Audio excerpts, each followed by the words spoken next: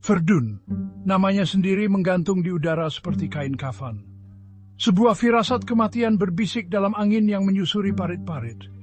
Kami telah mendengar cerita, desas-desus dari garis depan tentang pertempuran yang tak seperti yang lain. Sebuah penggiling daging, tempat di mana manusia diumpankan ke senjata dan ditelan oleh bumi. Aku ingat hari kami tiba. Gerimis dingin turun, mengubah tanah menjadi lautan lumpur. Udara tebal dengan bau kematian, aroma logam yang menempel di tenggorokan. Ketakutan, nyata dan berat menekan kami, seperti selimut yang menyesakkan. Kami masih muda saat itu, kebanyakan dari kami baru berusia belasan.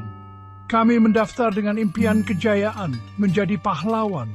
Verdun menghancurkan impian itu, menggantikannya dengan ketakutan yang menggerogoti isi perut dan menetap di sana menjadi teman setia.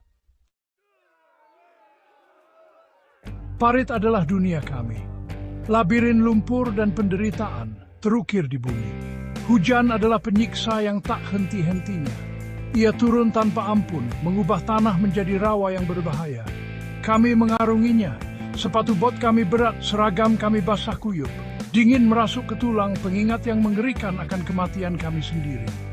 Tidur adalah kemewahan, direnggut di saat-saat curian di antara penembakan. Malam hari dipenuhi dengan deru artileri, peluit mengerikan dari peluru yang datang.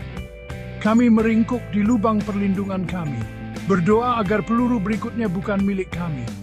Ketakutan itu seperti makhluk hidup, getaran konstan di pembuluh darah kami.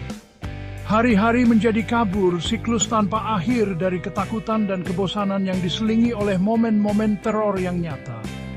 Kami dikelilingi oleh kematian.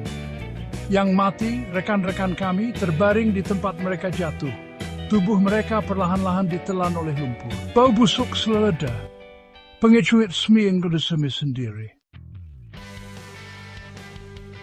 Suatu malam saat pertempuran mereda, aku mendengar suara.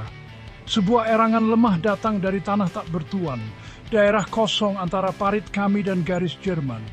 Aku dengan hati-hati mengintip dari atas tembok pertahanan.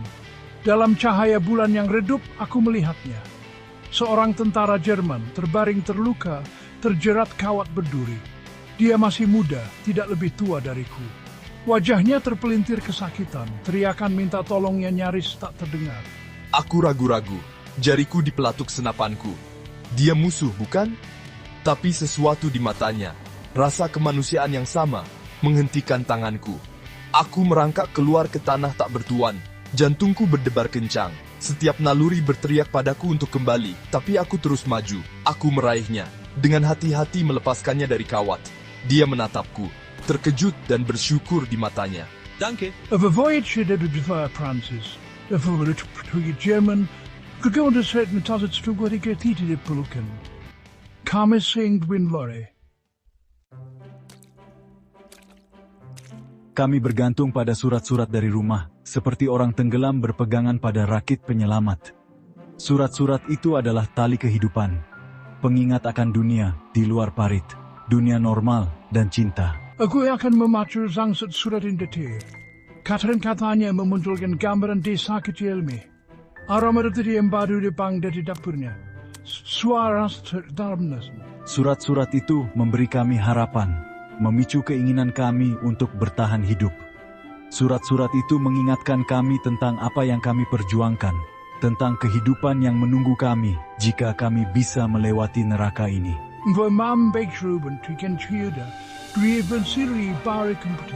Terkadang, di saat-saat tenang, kami akan berbagi surat, membaca dengkeras bagian-bagian yang berbicara tentang rumah, keluarga, cinta. Itu adalah cara untuk mempertahankan kemanusiaan kami, untuk mengingatkan diri sendiri bahwa ada lebih banyak hal dalam hidup daripada perang ini.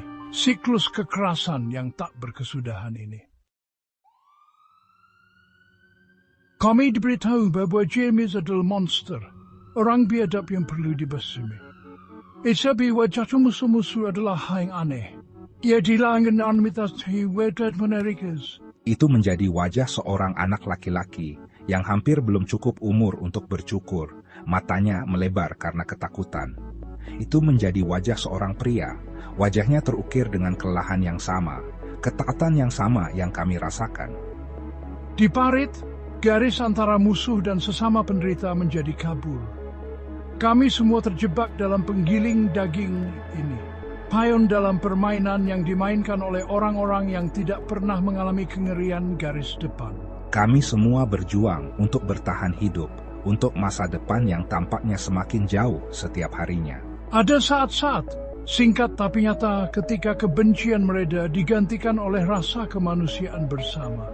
Saat-saat ketika kami bukan orang Prancis atau Jerman, tetapi hanya tentara, disatukan oleh pengalaman bersama kami, nasib bersama.